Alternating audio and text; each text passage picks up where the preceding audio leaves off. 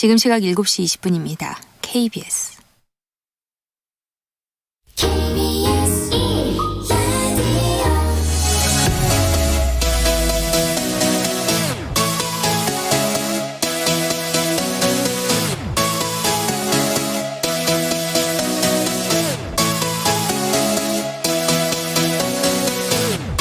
KBS 열린 토론.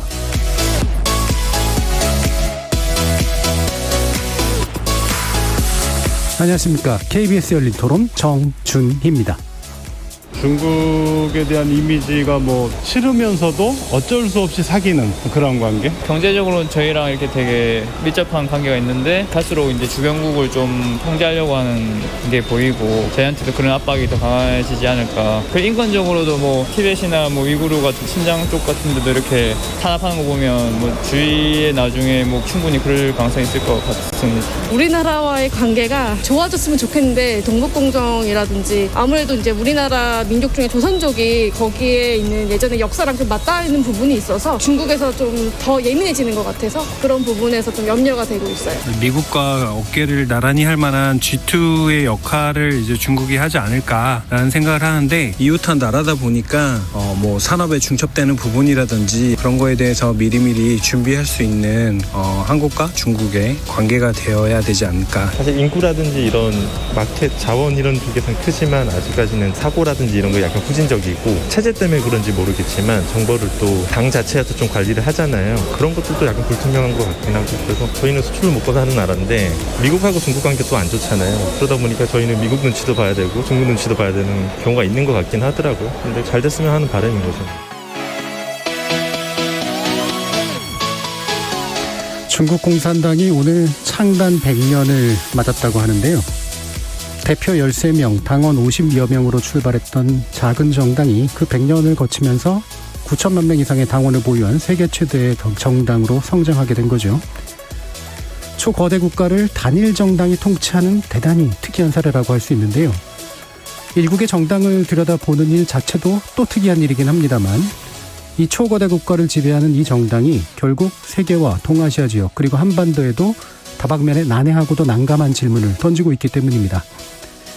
중국을 지배하고 있는 공산당의 성격을 어떻게 봐야 할 것인지, 그리고 이와 밀접하게 연계된 중국의 미래는 한반도와 세계의 미래에 또 어떻게 맞물릴 것인지, 미중 패권 경쟁 속 대한민국의 선택은 어디로 향해야 할 것인지 결코 만만치 않은 질문들이지만 답을 회피할 수는 없습니다. 오늘 KBS 열린 토론에서는 중국 공산당 100년사를 되짚어보면서 우리의 미래를 열어가는데 도움이 될 만한 질문을 던지고 답을 찾아보는 시간 마련했습니다. KBS 열린 토론은 여러분이 주인공입니다. 문자로 참여하실 분은 샵 9730 누르시고 의견 남겨주십시오. 단문은 50원, 장문은 100원의 정보 이용료가 붙습니다. KBS 모바일 콩, 트위터 계정 KBS 오픈, 그리고 유튜브를 통해서도 무료로 참여하실 수 있습니다. 날카로운 의견과 뜨거운 참여 기다리겠습니다. KBS 열린 토론 지금부터 출발합니다. 살아있습니다. 토론이 살아있습니다. 살아있는 토론, KBS 열린 토론. 토론은 라디오가 진짜입니다. 진짜 토론, KBS 열린 토론.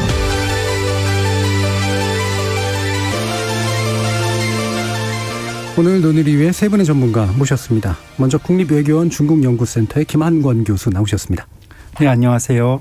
그리고 성균관대 중국대학원 안유하 교수 나오셨습니다. 네, 안녕하세요. 호서대 교양학부 전가림 교수 나오셨습니다. 네, 안녕하세요. 청취자 여러분들도 다양한 의견 부탁드리겠습니다. 자, 오늘 중국 공산당 창당 100년이라고 하는데 여기저기서 얘기는 좀 있었습니다. 근데 워낙 좀 특이한 사례이기 때문에, 그리고 바로 우리 주변국에서 일어나는 일이기 때문에 아마 좀 여러 가지 관심들이 좀 생기고 있는 것 같은데요. 일단 기본적으로 어떤 시각으로 현재의 중국 그리고 그 공산당 체제의 100년의 의미를 보시는지 한번 말씀 들어보고 시작하죠. 김한권 교수님 어떻습니까? 예, 중국의 발자취를 돌아보면 근현대 역사를 관통하면서 영향력을 끼친 중국 공산당의 역할을 제외하고는 참 설명하기 힘든 부분이 많을 것 같습니다. 그만큼 중국 공산당이 중국 역사 또 중국인들에게 끼친 영향은 참 크다고 볼 수 있습니다. 특히 건국을 하고 또 발전의 시기를 거치면서 한중 관계에도 많은 변화가 나타났고 우리 한국인들에게도 또 한국 사회에도 많은 영향을 끼쳤기 때문에 이 중국 창당 100년의 역사를 돌아보는 것은 우리에게도 많은 의미가 있고요. 특히 100년을 회고해 보면서 향후에 중국 공산당이 어떠한 길을 걸어가고 이에 영향을 받은 중국인들과 중국 사회가 어떻게 변화할 것인지 그걸 전망해 보는 것도 참 의미가 있다라고 생각됩니다. 예, 알겠습니다. 안효화 교수님 말씀도 들어보죠. 네, 중국 공산당은 1921년 7월 23일에 창립이 됐고요. 지금 정확하게 100년이라는 지금 기념 행사를 하고 있습니다. 저 같은 경우에는 중국에 있을 때 중국 광성당원이었고요. 지금은 아닙니다. 왜냐하면 당비를 안 내면 자동 탈당이 돼요. 그래서 유학한 이후로 당비를 못 내는 바람에 지금 자동 탈당입니다. 근데 공산당 속성에 대해서는 공부를 많이 했고 교육도 많이 받았어요. 그래서 제가 한마디로 일단 말씀드리면 공산당은 혁명을 위한 당이었고요. 그래서 정권 탈취를 목적으로 해서 만들어진 거예요. 그래서 정확하게 49년에 정권 탈취에 승리를 했고요. 그래서 공산당의 핵심은 혁명을 위한 당이라는 거예요. 권력 쟁탈을 위한 당이라는 거예요. 모든 당이 그렇지 않습니까? 근데 네, 권력을 가지려고 하죠. 모든 당. 네, 그래서 78년 이후로는 계획 개방을 하면서 중국 공산당은 혁명이라는 개념보다도 통치를 위한 당으로 바뀝니다. 그 말은 뭐냐면 변화해가는 중국 국내 상황에 따라서 그때그때 실사고시를 강조하면서 상황에 따라 변하는 이런 그리고 실시로 계획하는 실사고시적 이런 통치를 위한 당으로 변해왔다고 보시면 되고요. 오늘 100주년 기념 행사에서 시진핑의 한 연설을 보면은 다시 혁명을 강조하고 있는 분위기예요.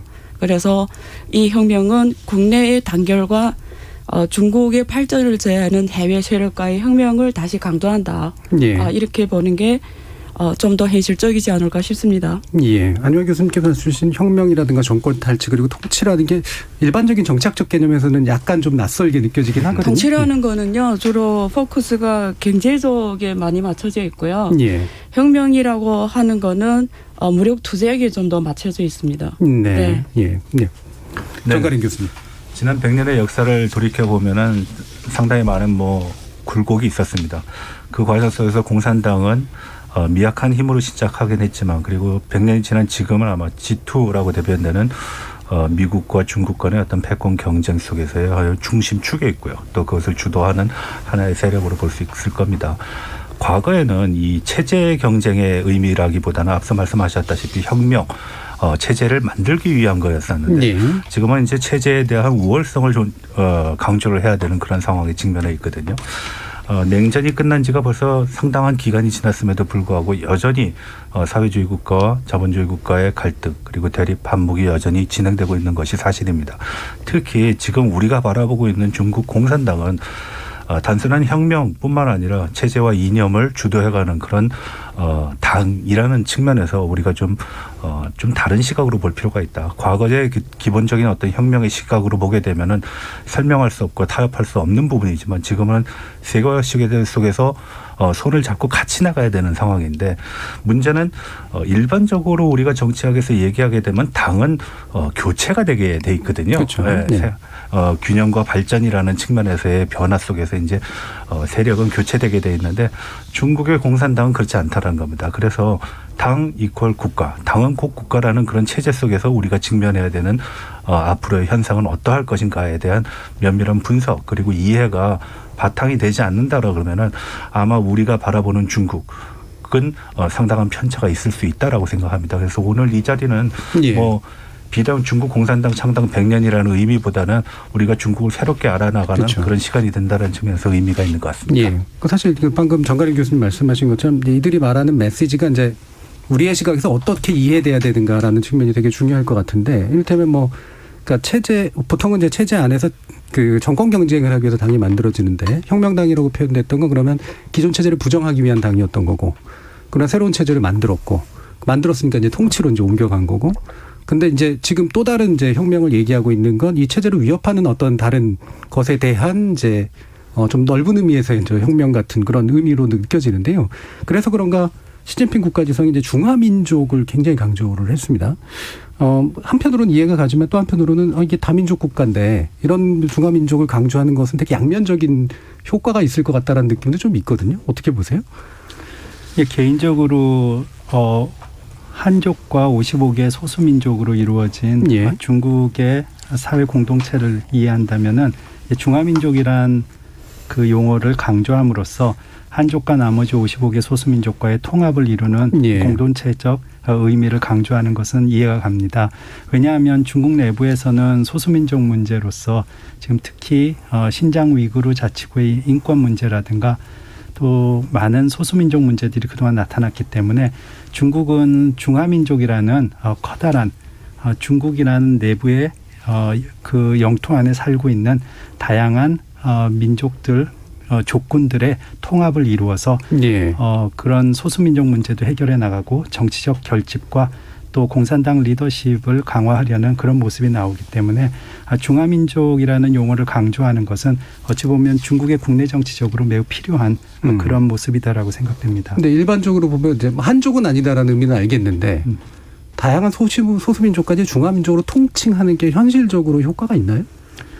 그건 좋은 질문이십니다. 왜냐하면 거기에 대해서는 민족주의 이론 두 개가 부딪히고 있습니다. 그렇죠. 예를 들어서 현대주의 이론에 의하면 커다란 근대 역사 이후에 대중교육과 그다음에 하나의 공동체를 계속 주입시킴으로써 여러 가지 갈라져 있던 소수민족들이 하나의 통합된 공동체로 나올 수 있다라는 이론이 있습니다.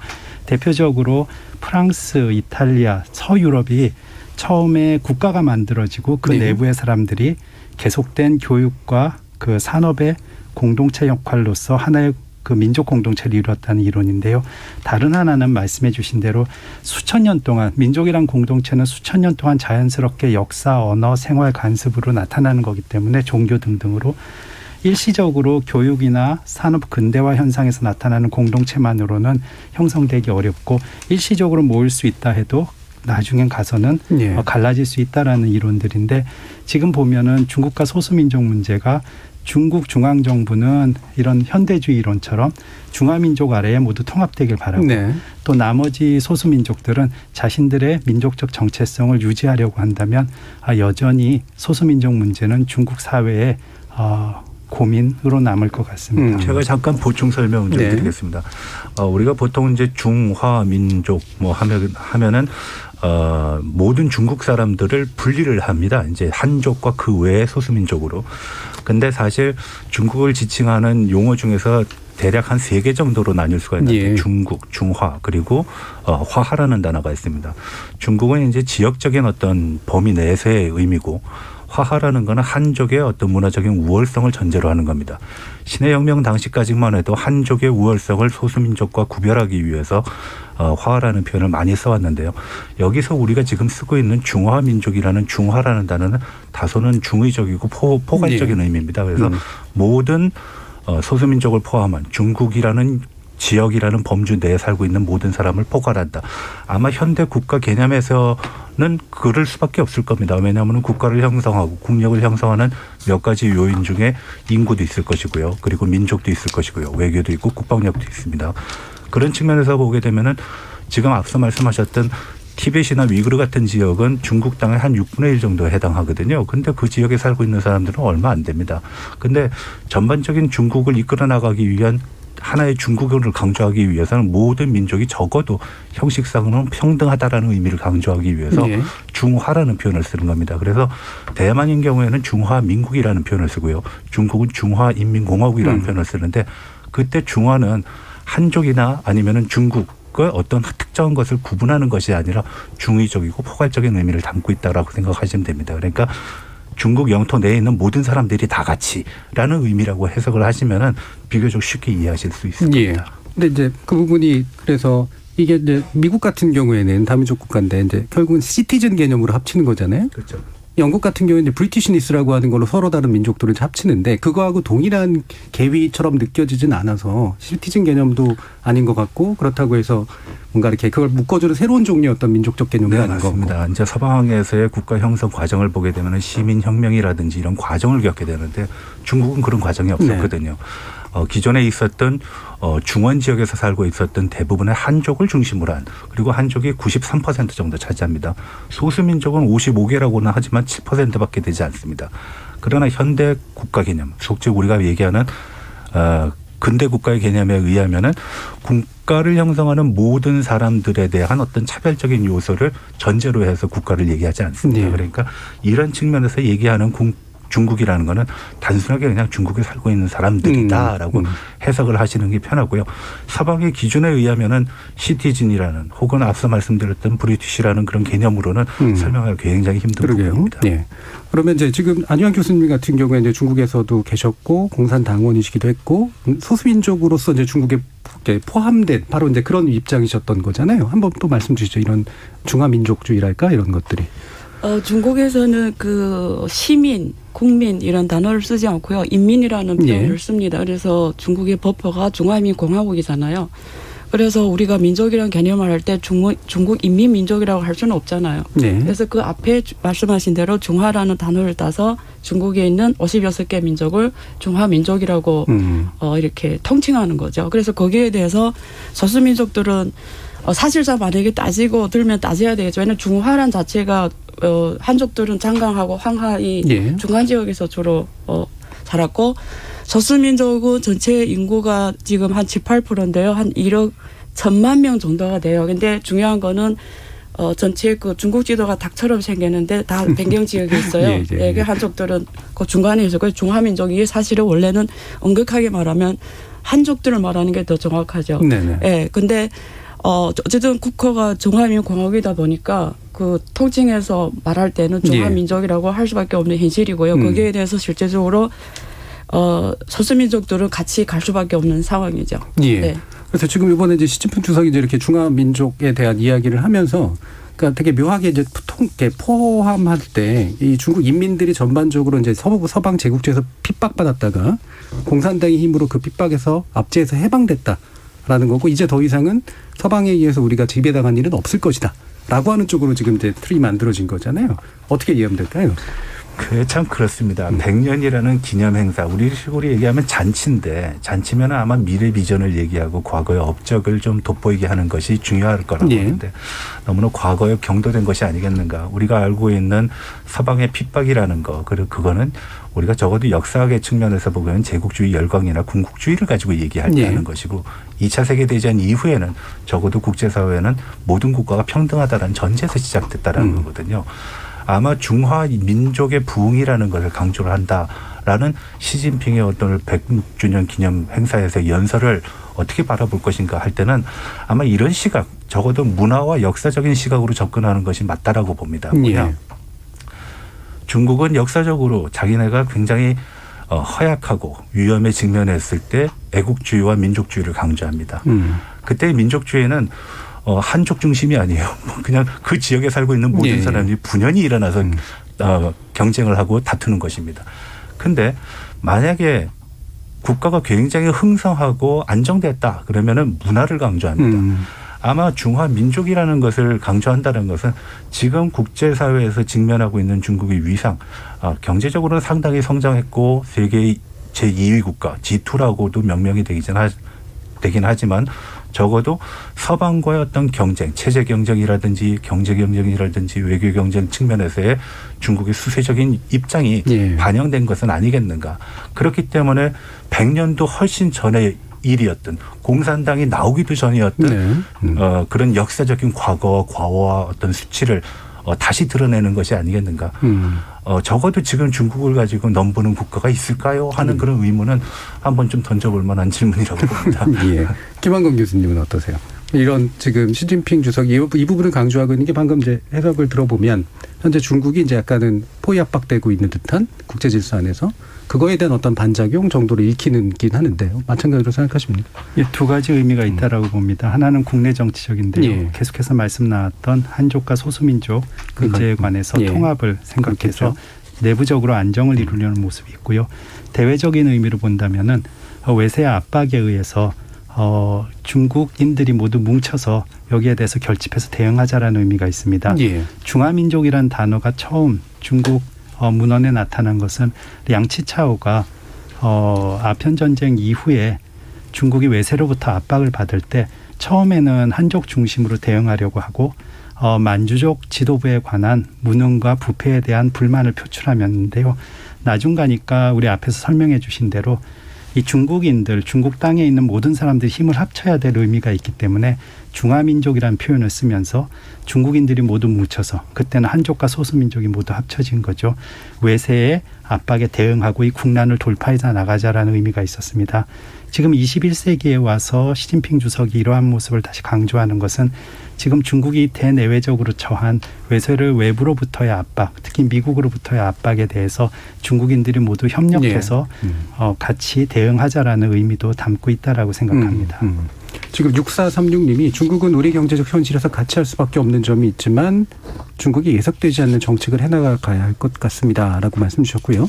3130님은 10여 년 전에 중국 기업 주재원으로 근무했습니다. 비상식적인 면이 있지만 거대한 물결이 넘실거리는 사회라는 느낌을 받았습니다. 최사울님 재미있게 듣고 있습니다. 라고 또 말씀을 주셨네요. 지금 오늘 이제 얘기의 결국은 핵심은 이제 공산당이라는 데가 어떤 특성을 가지고 있는가라고 하는 거. 그래서 이제 이게 중국 사회를 이해하는 데 있어서 어떤 키워드가 되는가라는 측면일 텐데, 이제 흔히 말하면 이제 아까 뭐 정당의 특성에 대해서 이제 얘기를 해주셨습니다만, 일반적인 이제 서구 민주주의 사회에서 이제 정당이라고 하는 것은 사실 국가나 정부를 구상하는 잠재적 어떤 정치 결사의 얘기라고 할 수 있는데, 여기서는 항상적 정치 결사로서 당이 이제 국가 위에 서서 국가를 모두 이제 통치관할하는 그런 시스템이라는 걸 되게 특성을 가지고 있잖아요. 이게 이제 그래서 우리는 일반적으로 당이라고 똑같이 얘기하지만 똑같은 당은 분명히 아닌 것 같은 측면이란 말이죠. 그 부분에 대한 좀 설명을 좀 해주시죠. 먼저 안 교수님께서. 네, 중국은 권력 기구를 크게 나누면 세 개로 나뉠 수 있고요. 우리가 한국의 뭐 청와대처럼 이런 기구가 중국 공무원입니다. 국무원. 그리고 한국 국회 같은 국회격인 중국인민대표대회가 있고요. 그리고 정치협상회의라고 해서 중국은 1개의 집권당과 8개의 참정당. 네, 있어요. 그래서 그게 정치협상회의라고 해서 매년 3월에 양회라고 열립니다. 그게 국회 비슷한 거고요. 그리고 권력 조직이 중국인민 공산당 조직입니다. 그래서 헌법에는 전국인민대표대회가 최고 권력기관으로 돼 있어요. 근데 표현을 어떻게 하냐면 중국 공산당은 전국인민대표대회에 대한 영도 조직이라는 표현을 써요. 영도 조직. 그러면 법으로 봤을 때는 전국인민대표대회가 헌법의 최고 권력기관인데 중국인민공산당이 거기 영도 조직으로 돼 있다 보니까 법 밖에 나가게 되죠. 그렇겠죠. 네, 그러니까 사실은 과거 같은 경우에는 중국 공산당의 여러 조직 내에서 있었던 어떤 법적인 이슈들이 있으면 이게 법 밖에 있기 때문에 어떻게 할 수 있는 제가 더 깊이는 얘기 안 할게요. 좀 그런 부분이 있었어요. 그런데 2012년에 시진핑 주석이 올라오면서 당시에 제일 강조했던 게 이법 치국이에요. 법으로서. 네, 이법 치국. 그래서 저는 당시에 기대했던 게 그러면 공산당의 이 전체 왜냐하면 실제는 공산당이 최고에 있는 거잖아요. 그래서 당시에 제가 이해했던 거는 중국은 그러면 이제는 공산당 이 조직을 법 안에다가 규제로 넣겠다 이렇게 생각했는데 지금까지 움직임을 보면 아직까지는 아닌 것 같고요. 대신에 당 기율 거기 당 조직에 또 3개의 핵심이 있는데 그중에 하나가 군사위가 있고요. 중국은 군대가 국군이 아니라 당군입니다. 그래서 당 안에 군사위원회가 사실 군사위원회 주석이 중국의 제일 높은 권력자예요. 그래서 보통 국가주석은 군사위원회 주석을 겸임을 하거든요. 그리고 당 중앙위원회가 있어요. 거기 당 서기가 지금 시진핑 서기가 되고요. 그리고 옆에 당 기율검사위원회가 있습니다. 그래서 그거는 그 당내에 존재하는 법적인 문제들, 부패라 이런 걸 당 기율검사위원회에서 하는 거예요. 그래서 당이 당을 감시하는 거예요. 당내에. 네, 그러다가 무슨 문제 터지냐면 당원이 아닌 사람들이 저지른 어떤 부패하냐 이런 거는 사실상 없는 거예요. 그래서 지금 만든 게 뭐냐면 범국민을 아우르는 기율검찰 조직을 만들었어요. 그래서 그게 당 기율검사위원뿐 아니라 전국적인 조직으로 만들어진 거예요. 그래서 앞으로 부정부패는 거기서 다루겠다고 지금 그게 이번에 몇 년 전에 그렇게 조직을 바꾼 거거든요. 그래서 전반적으로 볼 때 중국이 정치 개혁에 남은 이슈가 그 이슈입니다. 지금 말씀드린 이법 치국을 어떻게 할 것인가. 결국 당의 위치가 이제 사실은 제일 핵심이죠. 재정립되는 건데. 정가린 보통 교수님. 우리가 정권의 어떤 평가에 대해서 실정을 하게 되면 정권의 교체가 되고 그리고 정책을 잘 펼쳐나가면 그 정권은 연장되고 유지가 되는 것입니다. 네. 근데 우리가 보통 앞서 안 교수님께서도 말씀하셨다시피 중국 사람을 우리가 인민이라고 얘기하는 거 어떻게 봐야 되는가, 왜 국민이라고 하지 않는가라는 거는 어떻게 보면 굉장히 간단한 답으로서 설명을 드릴 수가 있습니다. 우리가 보통 게티스버그의 선언을 가지고 얘기를 했을 때 of the people, by the people, for the people 뭐 세 가지를 가지고 얘기하는데 마지막에 by the people, 국민에 의한 선출이란 측면에서는 중국은 존재하지 않습니다. 네. 중국이 그렇다고 일당 독재긴 하지만 하나의 당만 있느냐, 그건 아닙니다. 다당제 체제를 형식상으로 유지하고 있습니다. 다만 정권이 교체가 되지 않는다라는 거죠. 그렇죠. 그래서 우리가 지금 기본적으로 우리의 시각에서 중국의 공산당을 이야기를 한다 그러면은 이 당은 교체되지 않는 당이다. 네. 나머지 뭐 소수 정당들은 허수다라고 볼 수 있는 것이고 국민은 스스로의 정권 교체와 정책에 대한 심판을 할 수가 없다라고 얘기할 수 있는 것입니다. 그래서 북한도 주민이라고 얘기하지 우리가 국민이라는 표현을 쓰지 않거든요. 자, 그러면 여기서 우리가 한 가지 얘기할 것이 있습니다. 중국 공산당이 지금의 결과론적인 것을 보게 되면은 잘하는 것도 있고 못한 것도 굉장히 많습니다. 잘 아시다시피 50년대 대약진이 있었을 때 공식 발표된 자료는 없지만 추정되는 자료에 의하면 3천만 명에서 4천만 명이 사망한 경우가 있습니다. 그러면 엄청난 실책이죠. 정책적으로 보게 되면. 이건 1, 2차 세계대전에 죽은 사람보다도 더 많이 죽었으니까요. 그러나 정권 교체되지 않았습니다. 그렇다고 실패를 인정했냐? 실패란 표현은 사회주의에서 쓰지 않습니다. 예, 과오라는 표현을 쓰게 됩니다. 그러니까 그런 측면에서 보면 공산당은 국가보다 위에 있다라는 답이 성립이 되는 것입니다. 그러니까 앞서 말씀드렸다시피 어떤 조직을 가지고 얘기하면 상당히 얘기하기가 복잡해지는데 분명한 것은 교체되지 않는다. 체크한 밸런스는 당 내에서 이루어지는 것이지 당 외에서 이루어지지 않는다. 그리고 속칭 그 지역에서 사는 사람들은 스스로의 정당을 선택을 하거나 평가를 할 수 있는 위치에 있지 않다. 이게 기본적인 맥락이라고 보시면 됩니다. 예. 혹시 김한근 교수님 더 덧붙이실 분 있으신가요?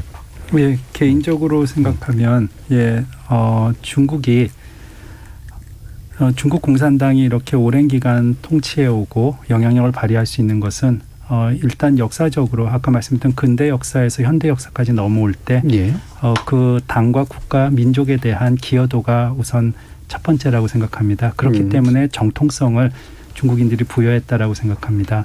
즉 아편전쟁 이후에 그렇게 중국인들이 100년의 수치라는 100년 국치라는 표현을 쓰면서 외세와 일본에 의해서 많은 치욕과 그다음에 혼란 그리고 주권을 뺏기는 찢어지는 고통을 겪었을 때 결국 이 국난을 모두 극복하고 새로운 중화인민공화국이라는 새로운 건국의 기반을 마련한 것이 중국 공산당이고 공산혁명의 성공이었기 때문입니다. 그러다 보니 일단 공산당 체제에 관한 정통성을 중국인들로부터 부여받았다라고 생각됩니다. 그 이후에 개혁개방 정책으로 인해서 경제가 발전하고 민생이 발전하게 되니까 또다시 국민들로부터 이 리더십에 관한 인정을 받았다라고 생각합니다. 문제는 이렇게 정통성과 리더십을 유지해 왔음에도 불구하고 많은 그 중국의 지식인들이 또 하나 중국 공산당의 체제를 인정할 수밖에 없는 것은 대체 세력이 없다라는 겁니다. 방금 정가린 교수님이 잘 말씀해 주셨습니다. 중국 공산당 체제에 관해서 사실상의 일당 지배 체제를 하고 있는데 만약에 공산당이 어떤 정책적 실패를 했을 때 그러면 이 공산당을 대체할 수 있는 세력이 있느냐라고 물어봤을 때 많은 지식인들이 대답을 할 수가 없습니다.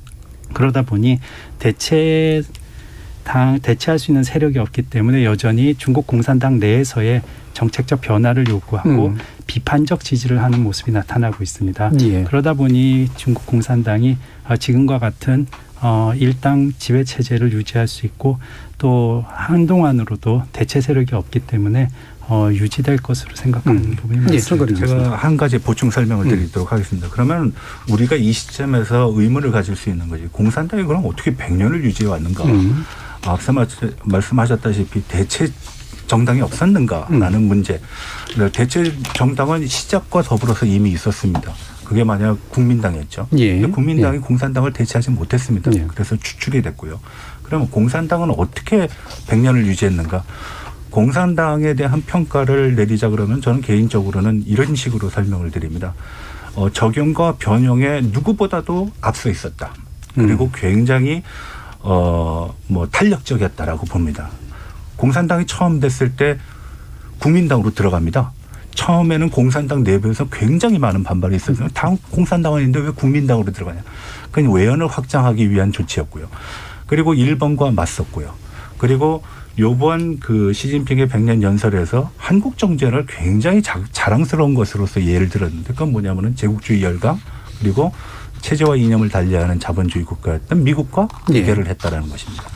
그리고 끊임없는 50년대, 60년대 실패를 거듭하고 그리고 문제를 많이 야기했죠. 또 잘 알고 있는 67년서부터 76년도까지의 국내적인 대혼란이라고 얘기할 수 있는 문화대혁명까지 했습니다. 사회 전체적으로 보면 엉망진창이었다라고 얘기할 수 있습니다. 그럼에도 불구하고 78년에는 속칭 사회주의의 진리는 무엇인가라는 질문을 통해 가지고선 개혁 개방을 하고 시장 경제 체제를 받아들입니다. 사회주의에서 시장 경제 체제를 받아들일 수가 없습니다. 그래서 앞에 한 단어 붙인 것이 중국 특색의 사회주의 시장 경제라는 겁니다. 그러면 공산당이 100년을 유지할 수 있었던 것은 바로 이러한 과정에서의 면면에서 우리가 그 답을 얻을 수가 있었습니다.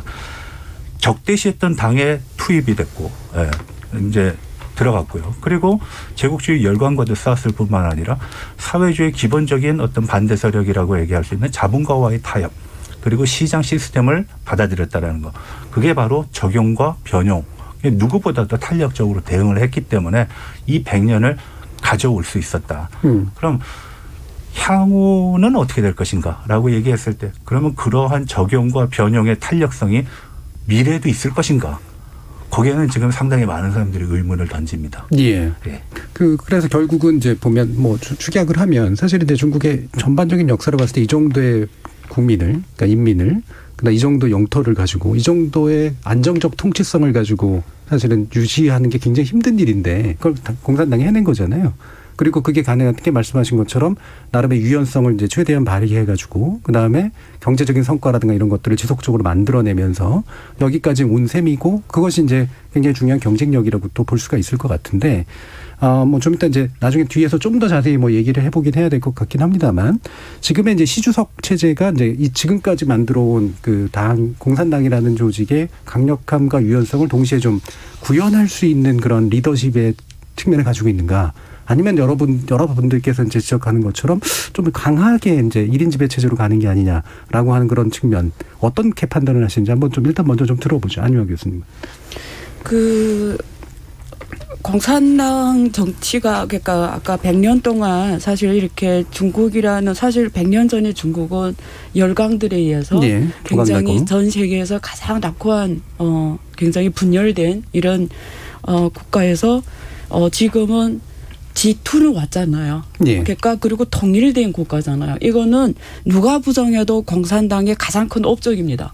이거는 정말 대단한 업적이에요. 그래서 중국 인민들이 공산당에 대한 지지율이 지난번에 설문조사가 나왔는데요. 거의 96% 이상이에요. 그래서 저는 이래요. 한 국가의 최고 영도자와 어떤 정당이 계속 갈 수 있냐 안 갈 수 있냐의 본질은 인민입니다. 중국식 표현을 하면. 한국식 표현을 하면 국민이에요. 그러면 결국은 저는 아무리 이렇게 북한처럼 이런 고도의 이런 체제라도 결국은 이 국민들, 인민들한테 배를 굶게 하고 혹은 어떤 고통을 주면 그게 어느 정도까지 가면은 나는 뒤집힌다고 생각해요. 예를 들면 바다는 배를 뒤집게 돼 있다는 거죠. 그런 면에서 핵심은 경제거든요. 근데 중국 사람들이 지금 느끼는 자기의 지금 실제 체감으로 느끼는 경제 생활은 지금 살고 있는 사람들 대부분이 굉장히 과거에 비해서 삶의 질이 너무 올라와 있다라는 거죠. 이게 첫 번째 포인트고요. 그래서 앞으로 계속 갈 수 있냐는 중국 경제가 핵심이라는 거고요. 내부 경제가. 두 번째는 지금 미국 중심으로 동맹국을 동원해서 중국을 견제하잖아요. 오히려 이거는 시진핑 지도부한테 장기 안정적인 집권한테 굉장히 굿뉴스라는 거예요. 왜냐하면 이렇게 외부 세력이 온다고 중국 국민들이 느꼈을 때, 중국 인민들이 느꼈을 때는 단결할 수밖에 없어요. 공동의 외부 세력이 있기 때문에. 그래서 아이러니하게도 바이든 중심의 지금 미국의 이런 대중 전략이 중국 국민들을 더 똑똑하게 묻히게 하고 지금 지도부가 더 안전하게 갈 수 있는 자기 정권을 갈 수 있는 외부 환경이 만들어졌다라는 거죠. 예. 그래서 이 두 가지인 것 같아요. 네. 예. 결국은 이제 경제 성과, 뭐 네. 이건 사실 뭐 자본주의 네. 국가들도 마찬가지고요. 네. 네. 그다음에 이제 외부의 어떤 위협이 이제 국내 정치를 사실은 굉장히 결속시키는 면이라는 건 분명히 있으니까. 그럼 이제 그 시진핑 체제가 이런 조건하고 어떤 역량, 경쟁력, 비전 이런 걸 가질 수 있느냐라는 측면일 텐데요. 이 부분에 대해서 한번 또 말씀 한번 들어볼까요? 예, 먼저 안용화 교수님께서 지적하신 부분에 대해서 동의합니다. 예. 외부로부터의 압박은 내부로부터의 결집과 특히 지도부에 관한 지지율, 충성도가 높아지는 현상들이 우리 그 인류의 역사에서 많이 나타났습니다. 예. 단기적으로는 이런 모습들이 있는데요. 우리 한국의 입장에서는 중국이 안정적이고 또 많은 협력 좋은 관계를 맺기를 바라는 상황에서 본다면은 이제 단기적으로는 이런 현상이 나타나는데 이것이 조금 더 지나갔을 때의 상황에 대해서 조금 우려하는 바가 있습니다. 크게는 두 가지입니다.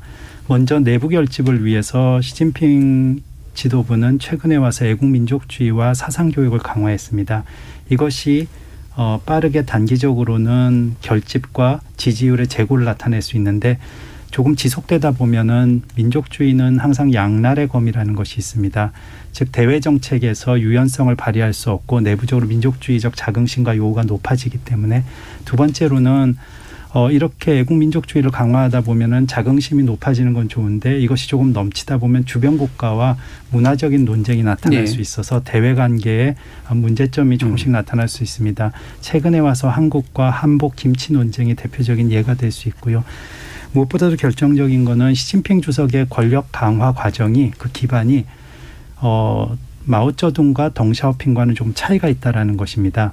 마오쩌둥과 덩샤오핑은 오랜 공산주의 혁명과 대장정 그리고 건국 발전에 의해서 그 민족과 국가에 대한 업적과 기여로서 권력 카리스마를 가질 수 있었습니다. 즉 업적과 기여가 많기 때문에 자연히 권력 카리스마가 생겼는데 시진핑 주석의 같은 경우에는 내가 반부패 정치 개혁을 할 테니까 나한테 힘을 좀 몰아달라라고 해서 권력이 강화됐고요. 2기에 들어와서는 내부 개혁을 완료하고 대외적으로는 미국과 대등한 전략적 경쟁을 해야 되는 상황이니까 지지를 해달라라고 해서 권력이 강화됐습니다. 즉 미래에 나타날 업적을 담보로 현재 권력을 강화한 거죠. 근데 만약에 혹시 미중의 전략적 경쟁 구도에서 계속 중국이 압박을 받게 되고 안유아 교수님 지적하신 대로 만약 미국의 견제로 인해 가지고 경제 성장률이 더뎌지기 시작한다면 도리어 지금의 시진핑 주석의 권력 강화 과정은 국내 정치적으로 역풍을 받을 수도 있습니다. 예, 거기까지 좀 듣고요. 왜냐하면 지금 이제 신하이밍 대사님께서 전화가 연결이 돼 있어서요. 일단 좀 먼저 좀 들어보고 계속해서 논의 한번 좀 이어가도록 하죠. 신하이밍 대사님 안녕하십니까? 안녕하십니까, 은퇴님. 전 주한 중국 대사 신하이밍입니다. 예. 제가 이제 중국어를 할 줄 몰라서요. 근데 한국어를 굉장히 하십시오. 한국말 좀 배웠습니다. 한국어를 굉장히 잘하시는데 그 배경이 좀 있으시죠? 한국어에 능통하신 배경이. 외교부에 들어가기 전에 한국말을 공부했고 들어가서 한 30년 동안 계속 그 한반도 관련된 업무 했으니까 조금 합니다. 예. 자, 오늘 이제 중국 공산당 창당 100주년이라고 하는데요. 간단히 한번 소회 한번 부탁드릴까요? 알겠습니다. 오늘이 중국 공산당 그리고 중화민족에게 매우 중요하고 장엄한 날입니다. 100년 전 중국 공산당 창립 당시 불과 50여 명 당원이 있지만 오늘이 중국 공산당은 이미 9,506만 명이 당원이 됐습니다. 14명의 인구 대구 리더하고 글로벌 영향력을 지난 세계 제1위 집권당이 되었습니다.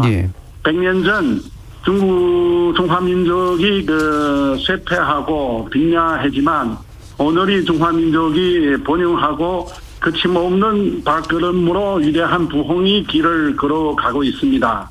오늘은 시진핑 주석님은 중국의 특제 100년 번투의 목표를 실현했고 전면적인 셔강 사회를 건설했으며 절대 빈곤 문제를 육사적으로 해결했다고 선포했습니다.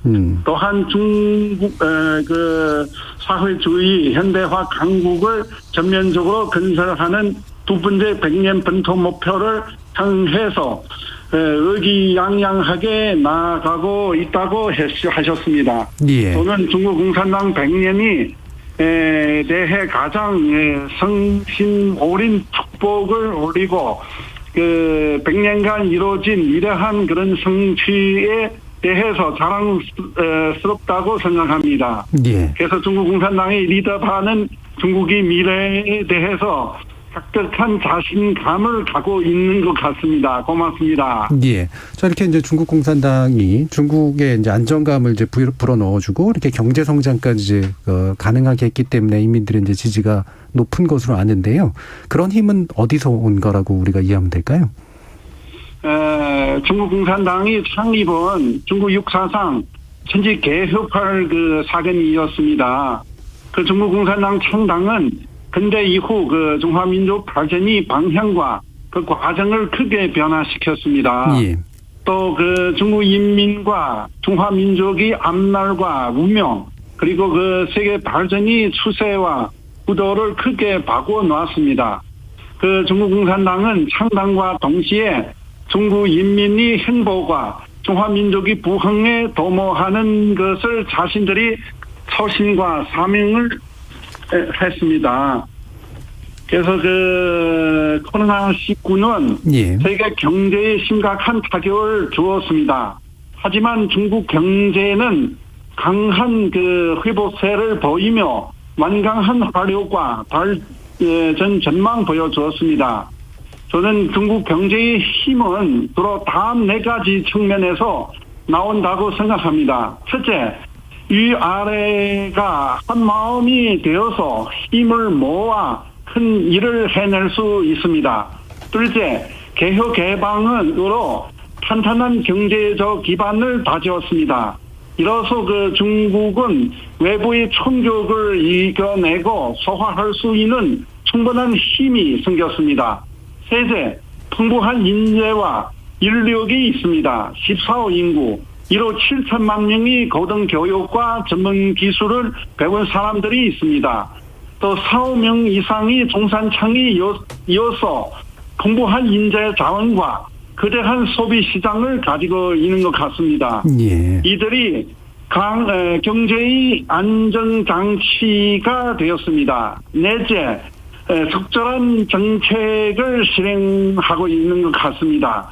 중국은 지속적으로 경제 정책을 혁신하고 개선했습니다. 그 결과 정부와 시장, 단기와 중장기, 총량과 구조, 국내외 국내하고 국제가 결합된 조성 그 체제를 이뤄낸 것 같습니다.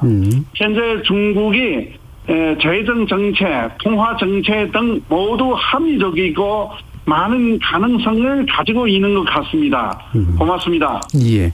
자, 이렇게 이제 중국 경제가 가지고 있는 어려움에도 불구하고 상당히 탄력적이면서도 개방적인 그런 지향점에 대해서 이제 또 많이 얘기를 해주셨는데요.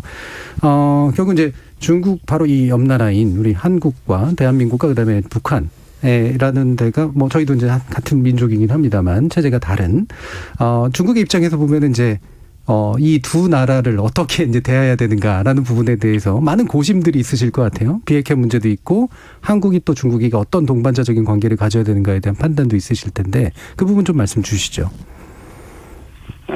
한국은 우리 이렇게 봅니다. 좋은 친구 그리고 그 좋은 이웃, 좋은 동반자 이 3가지 말로 요약할 수 있을 것 같습니다. 예.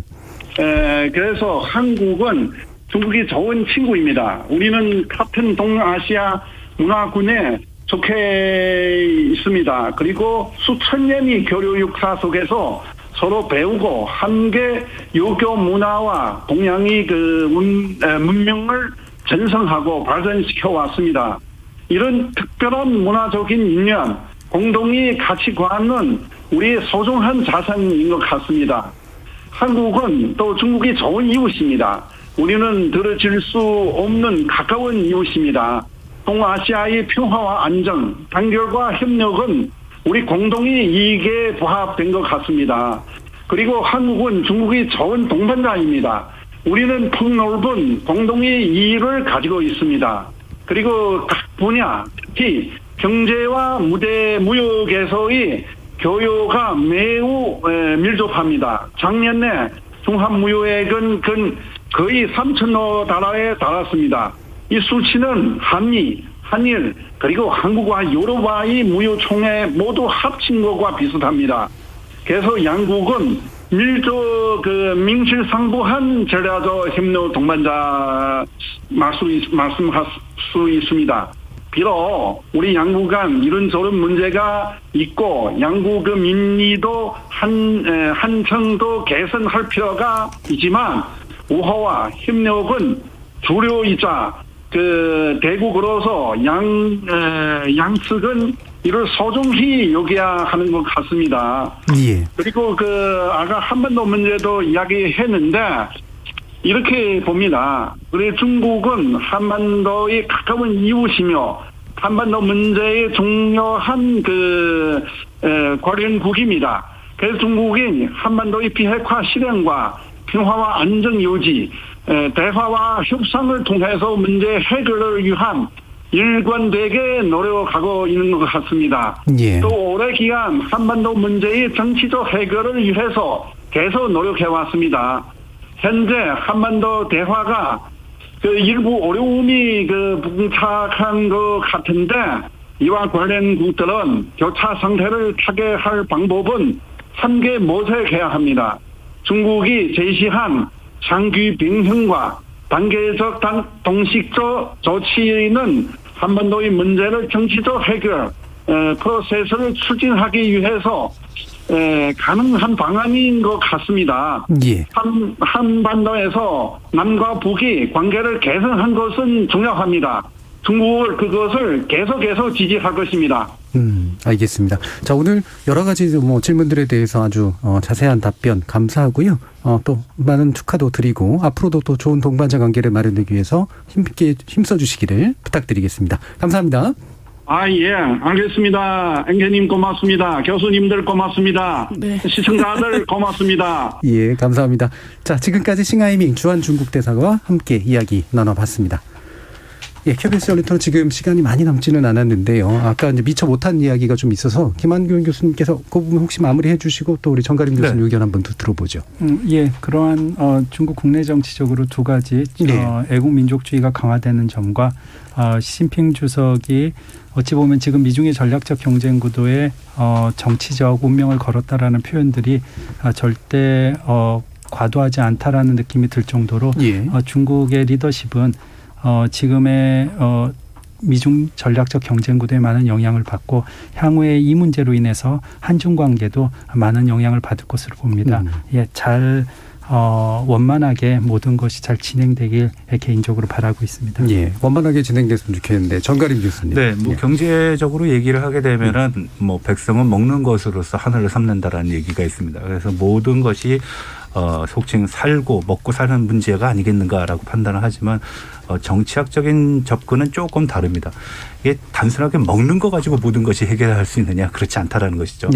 네, 과거에 1921년도 중국 공산당이 처음 회의를 상해에서 진행을 했을 때 정말 조금 전에 대사님께서도 말씀하셨다시피 얼마 되지 않은 사람들이 모여가지고 회의를 진행했습니다. 회의도 완벽하게 끝내지 못했습니다. 왜냐하면 그 회의를 진행하던 바로 위층에서 살인 사건이 일어나거든요. 그래서 헐레벌떡 다 나가다 보니까 사실 1921년서부터 37년, 정확하게 얘기하면 34년까지의 정확한 중국의 공산당에 관한 자료가 없습니다. 예, 그래서 38년에 이르러 가지고선 7월 1일을 창당 기념일로 지정을 하자라는 얘기가 나온 것이고 지금까지 이제 중국 공산당이 진행되어 왔는데 정치적인 측면에서 접근을 하게 되면은 과거의 초창기의 중국 공산당 모두가 합의와 협의를 통해 가지고선 정책을 결정을 했고 방향을 지시를 해왔습니다. 그리고 그것은 건국이 된 이후에도 상당 기간 이어졌는데요. 불과 몇 년이 지나지 않아 가지고선 중국에서 나타난 현상 중에 하나가 바로 일당 지배적인 어떤 성격이 나타나게 되는 겁니다. 네. 그러니까 잘 알다시피 모택동의 중심적인 어떤 그런 집권이 이제 됐다는 거죠. 그 과정을 우리가 면면을 보게 되면은 마치 주기와 같은 어떤 곡선을 그리고 있습니다. 정치와 혁명과 계급 투쟁을 강조하게 되면은 중국 경제는 나락으로 빠졌습니다. 그게 이제 인민공사고 대약진이고 뭐 이런 것들이거든요. 네. 그리고 문화대혁명이고. 근데 정치를 얘기하지 않고 경제를 얘기하게 한다. 그리고 국가의 어떤 미래 비전을 얘기한다 그러면 경제는 발전했고 사회는 안정되었습니다. 자, 1978년도 이후에 이러한 일당 지배체제에 대해 1인 지배체제에 대한 과오를 인정을 했던 중국 공산당이 변형을 시작하게 되는데 그 변형 과정에서 채택된 것이 바로 집단 지도체제입니다. 네네. 당시에는 좀 구분이 쉬웠습니다. 이제 태자당이라는 원로 자녀들 그리고 공산당 청년당이라고 해가지고선 공청단 출신들 그리고 상해방으로 연결되는 것들이 이어지다가 시진핑이 등장하는 2012년도에 들어서면서 그런 것이 개념이 모호해집니다. 막 섞였다라는 것이죠. 네. 자, 그러면서 이제 시진핑이 등장하는 과정에서 몇몇 사건들이 일어나게 됩니다. 그거는 이제 속칭 체제와 이념적인 경쟁 구도에 있던 보시라의 사건이 있었고 그 과정 속에서 그 보시라의 어떤 사회주의 체제를 옹호하는 그런 입장도 수용을 했어야 됐고 그리고 또 그 이후에 나타난 트럼프 행정부와의 갈등 과정 속에서 또 거기에 대응하는 대응 방안도 모색을 했어야 됩니다. 그런 과정에서 어떠한 특징이 일어났냐. 시진핑으로의 권력 집중 현상이 노골화됩니다. 그리고 우리가 기존적으로는 묵시적으로 얘기했던 3연입은 안 된다라는 당내의 규약도 이루어지지 않고요. 네. 헌법도 개정이 되고요. 그리고 공산당에 대해서 뭐 반역을 하지 않는다라든지 아니면 국가 분열을 조장하는 것은 용납되지 않는다라든지 하는 법적인 내용들이 그것을 뒷받침하게 됩니다. 자, 그러면은 지금 우리가 걱정하는 것은 무엇인가? 78년서부터 2012년 동안 중국 경제가 아주 괄목할 만한 성과를 얻었고 사회적으로는 안정이 됐었고 그리고 중국이 세계에 우뚝 서는 나라로 됐을 때는 적어도 경제적인 측면을 제외하고 정치적인 측면만을 봤을 때는 당내의 체크 앤 밸런스 견제와 균형에 작동했었다. 그러나 지금 시진핑 정부 이후에는 그러한 모습이 보이지 않습니다. 그래서 흔하게 중국 사람들이 이런 얘기를 합니다. 나쁜 것은 다 인민들이 하고 잘한 것은 공산당이 다 돌아간다라는 얘기를 하거든요. 자, 그러면 여기서 얘기하는 건 뭐냐. 단순하게 먹고 사는 문제만의 해결로 중국 사회를 설명할 수 있는가. 그렇지 않다는 겁니다. 우리가 역사적인 경험을 통해서도 그건 증명되지 않았습니다. 그럼 지금은 뭐냐. 지금보다 사회적인 포용도, 포괄성 그리고 관용성이 전제되지 않으면 이 사회의 어떤 추가적인 발전 동력은 담보하기 힘들지 않겠느냐 하는 그런 우려가 나오는 것이 바로 지금 중국 정치를 바라보고 중국 공산당을 바라보는 우려의 시각입니다.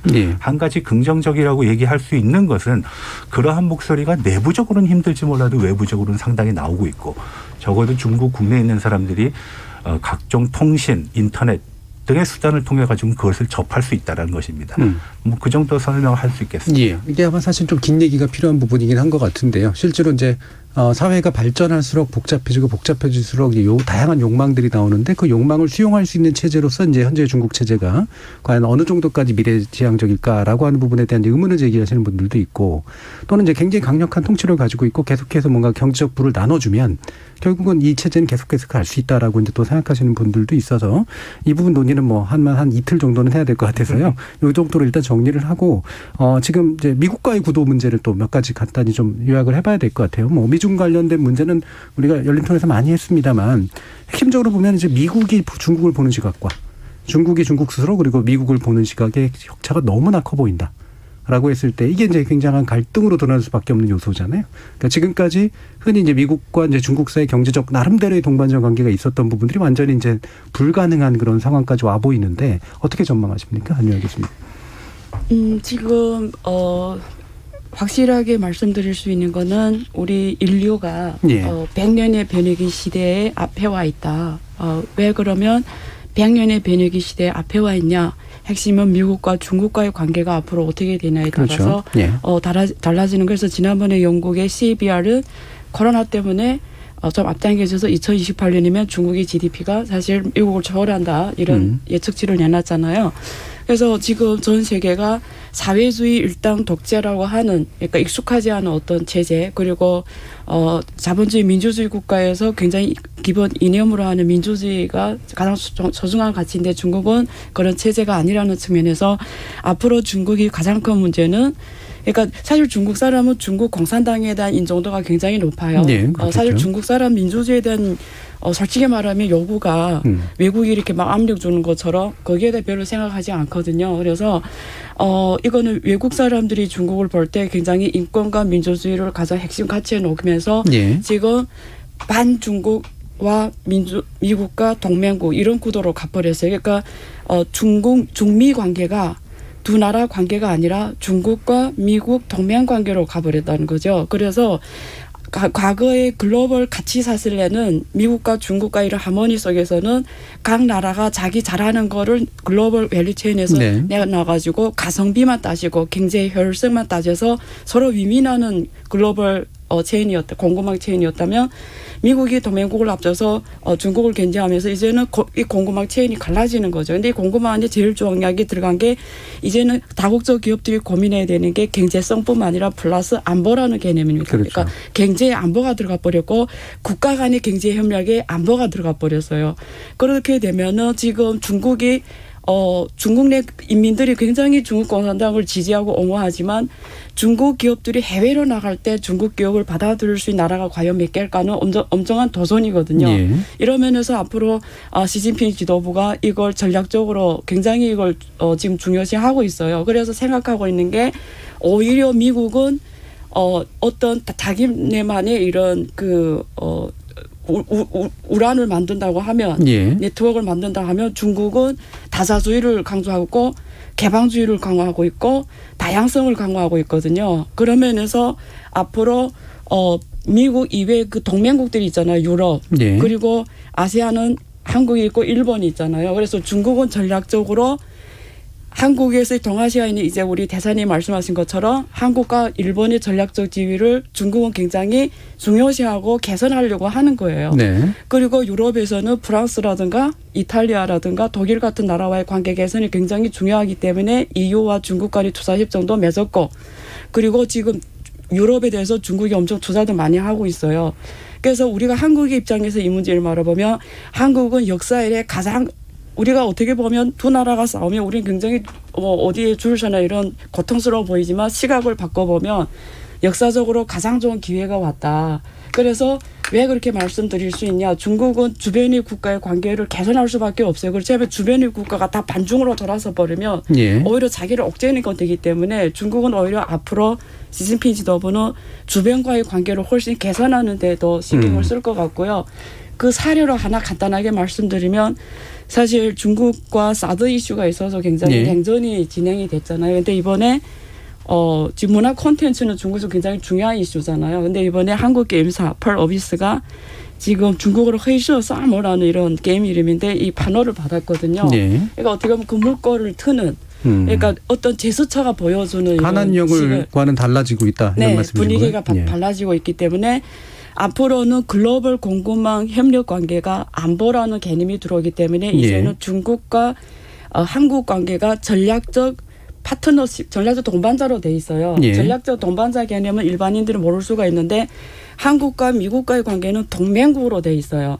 그러면 전략적 동반자 관계는 동맹 다음의 관계입니다. 네. 아마 이 사실을 아는 분들은 많지는 않을 건데 그만큼 중요한 위치에 와 있다라는 거예요. 그게 중국이 그렇게 보고 있다는 건가요? 아니죠. 한국하고 중국이 맺은 게 전략적 동반자 관계라고요. 이명박 때 만든 거고요. 그 이후로는 원래 한 단계 더 업그레이드 한다고 하는데 지금 전략적 동반자라 그 관계로 외교 관계는 그렇게 돼 있다라는 거예요. 그래서 앞으로 한국과의 중국 관계 개선에 있어서 이제는 경제의 효율성보다도 이제는 안보라는 걸 중국과의 관계에서 고민하는 이슈로 들어왔고요. 다국적 기업들이 안보라는 걸 자기의 글로벌 밸류체인의 포트폴리오에서 고민해야 되는 상황에 지금 처하게 된 겁니다. 그래서 양날의 칼이라는 거죠. 기회이면서 위기도 동시에 있다라는 거고요. 어떻게 번뇌에 따라서 달라지는 건데 분명한 건 중국은 다자주의를 강조했고 국제 협력을 강조했고 개방주의를 강조했고. 자, 근데 그 부분에서 네. 길게 얘기는 해주셨는데 네. 결국에는 이제 이 트럼프 시대의 미국을 얘기하시는 것 같은 그런 느낌도 좀 드는데 미국은 동맹만 지들끼리의 동맹만 지나치게 강조하고 오히려 중국은 다자를 굉장히 유연하게 만나왔기 때문에 그리고 그게 중국의 이득이 되는 거기 때문에 현재의 구도는 미국이 외로 좁고 중국이 굉장히 이제 유연한 접근법을 하고 있는 것으로 정리가 되거든요. 근데 굉장히 시각이 좀 다를 수도 있어서 어떻게 보십니까, 정관용 교수님? 그 전략적 동반자, 협력 동반자 관계입니다. 정확한 용어로는 전략적 협력 동반자 관계인데 여기서 전략이라는 건 우리가 일반적으로 알고 있는 그냥 무슨 회사에서 얘기하는 전략회의 뭐 이런 그런 전략의 의미가 아닙니다.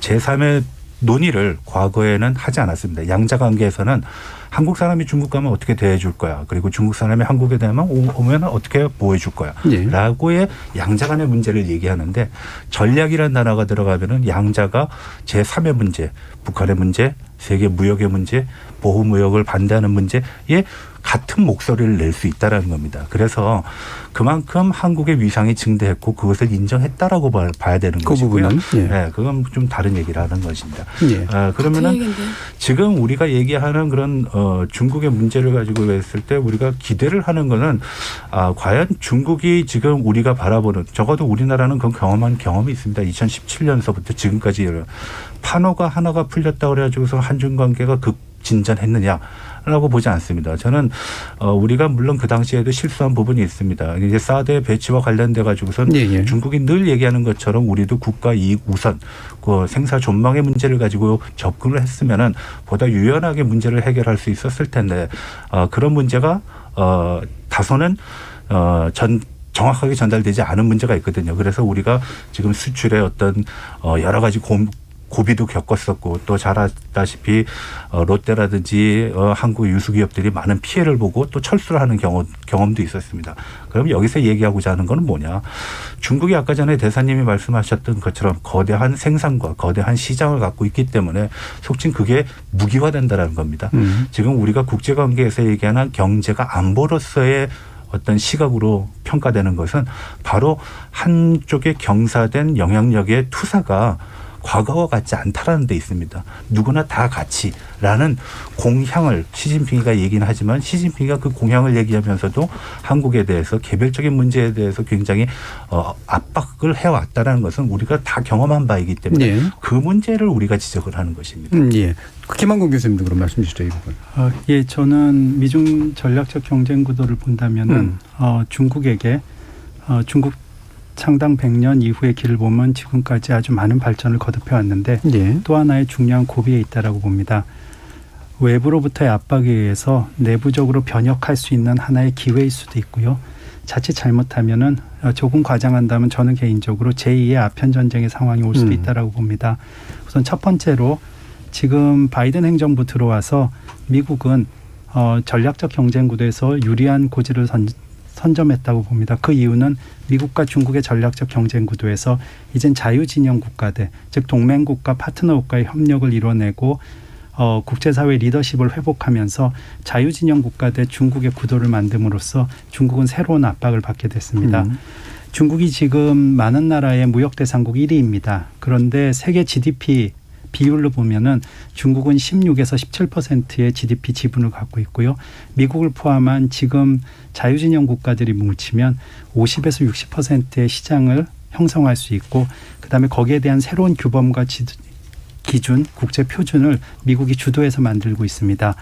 자칫하면은 중국은 자신들에게 불리하게 만들어진 이러한 60%의 시장에서 새로운 규범에 들어가지 않으면 들어가면 불리해지고 안 들어가면 배제되는 상황을 맞이할 수도 있습니다.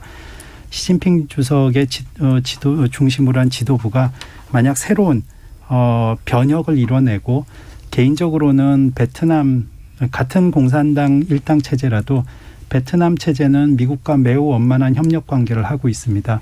과연 중국이 어느 정도 내부적 개혁을 할 수 있느냐 하면은 이건 새로운 기회가 될 수도 있고요.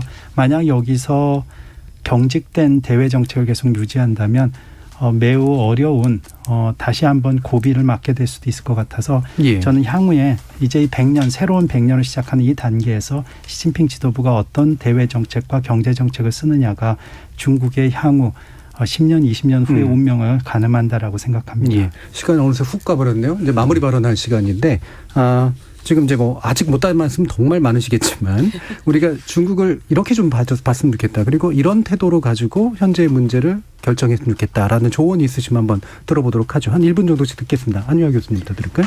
네, 저는 앞으로 바이든 지금 만들고 있는 이 글로벌 재구성이 성공하냐 안 성공하냐는 동맹국들이 어느 만큼 바이든에 협력해주냐에 따라 결정이 돼요.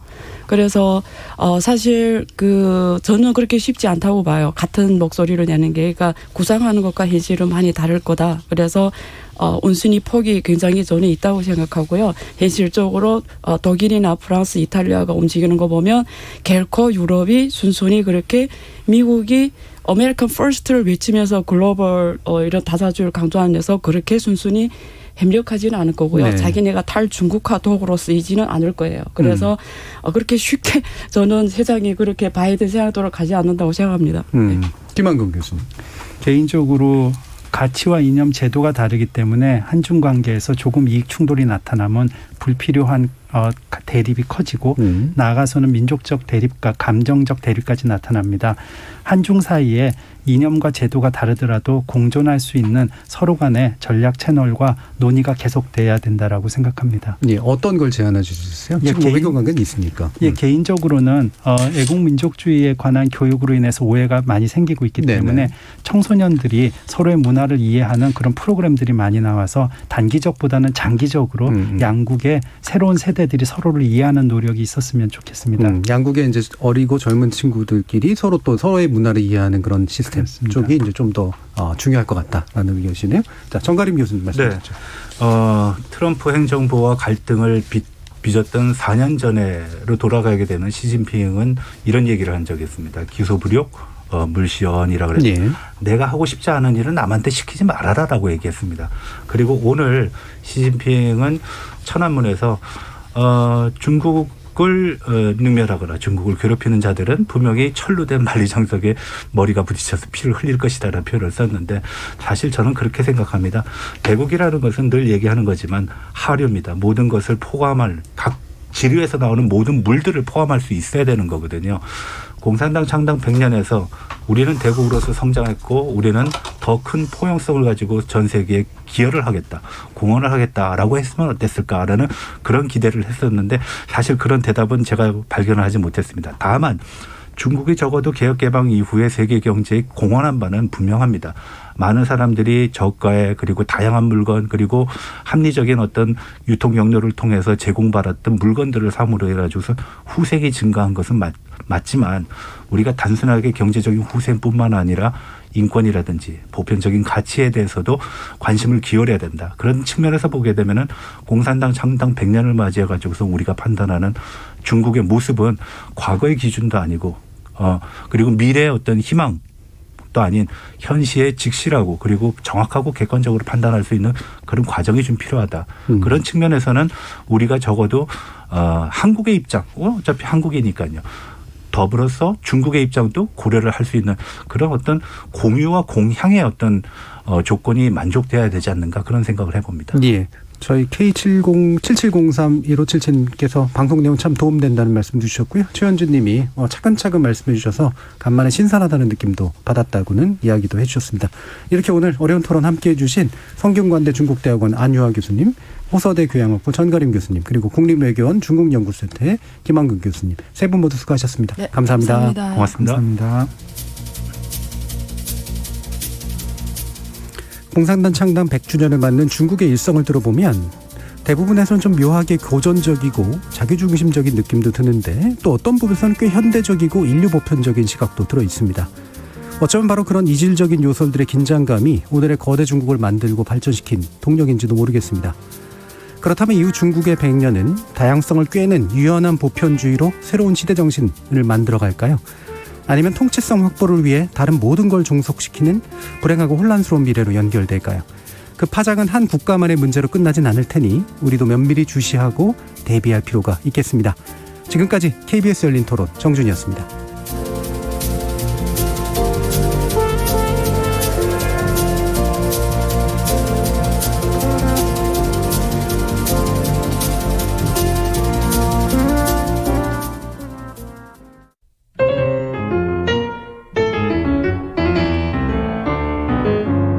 안녕하세요. 피아니스트 손여름입니다. 저는 2018년부터 평창 대관령음악제 예술감독을 맡고 있습니다. 올해도 7월 말부터 8월 초까지 강원도 일대에서 음악제가